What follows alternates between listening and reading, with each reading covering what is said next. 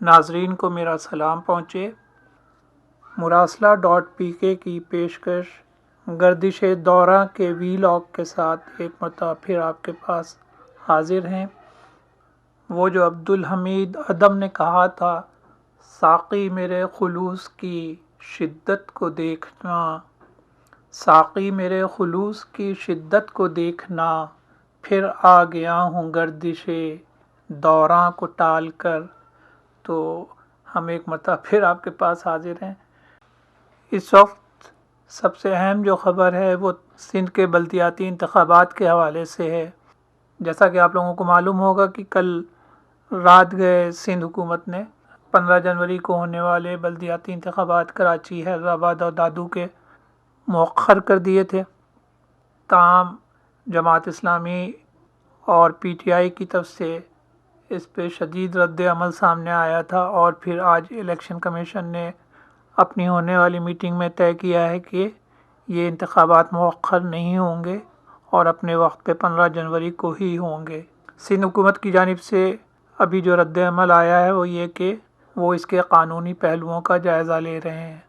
دوسری طرف M Q M گو کہ ابھی ان کی طرف سے کوئی باقاعدہ بیان جاری نہیں کیا گیا، لیکن بظاہر ایسا لگ رہا ہے کہ وہ کوئی سخت فیصلہ کرنے جا رہے ہیں۔ کچھ ان کی طرف سے، ان کے کچھ رہنماؤں کی طرف سے اس بات کا عندیہ دیا گیا ہے۔ تو دیکھتے ہیں کہ آج شام تک ایم کیو ایم کی جانب سے کیا فیصلہ کیا جاتا ہے۔ پنجاب اسمبلی توڑے جانے کے حوالے سے پرویز الہی کی جانب سے بھیجی جانے والی ایڈوائس پہ انتظار ہو رہا ہے کہ گورنر پنجاب اس پہ کس وقت دستخط کر کے نوٹیفیکیشن جاری کرتے ہیں۔ پاکستان کی 75 سالہ تاریخ پہ نظر ڈالیں تو یہاں پہ اسمبلیوں کا بننا اور ٹوٹنا ایسا ہی ہے جیسے بچوں کے کھیل میں ان کے گھروندے بنتے ہیں اور توڑ دیے جاتے ہیں۔